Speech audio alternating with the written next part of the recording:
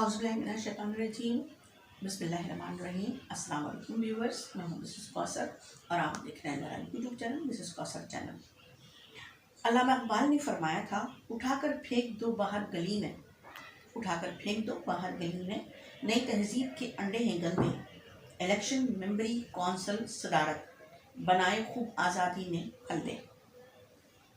पाकिस्तान की हुकूमत वक्त भी इकबाल के इन अशआर पर अमल पैरा होने के लिए तुली हुई है कि जहाँ उसकी मुखालफत में कोई सहाफ़ी बोला वहीं उसको मारा पीटा तशद्दुद किया, हथकड़ियाँ लगवाईं और सहाफ़त से उठाकर फेंक देने की धमकियाँ भी दी।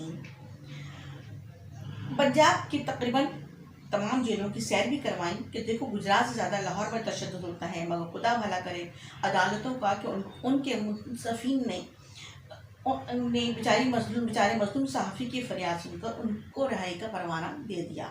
ये सब क्या है? क्या हम आज एक जिंदा और आज़ाद माशरे में रह रहे हैं?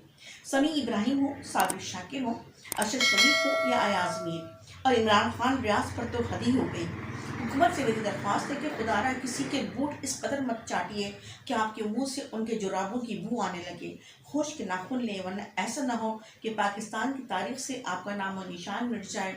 और याद रखें, फिर ना ज़मीन आप पर रोए और ना ही आसमान। डरिए उस वक्त से। ठीक, और ये तो सद शुक्र है कि इन तमाम सहाफ़ी हजरात ने अपने अपने अहल खाना के साथ जो है वो ईद उल अज़हा की मुबारकबादें समेटी और ईद उल अज़हा के लिए जो है वो कुर्बानियाँ भी की और अपने अपने अहल खाना के साथ ईद मनाई। वरना तो इन्होंने उन्हें दूसरी दुनिया में भेजने का तो पूरा इंतज़ाम ही कर दिया था। शुक्रिया। इंशाअल्लाह फिर इसके बाद मुलाकात करेंगे। आमीन।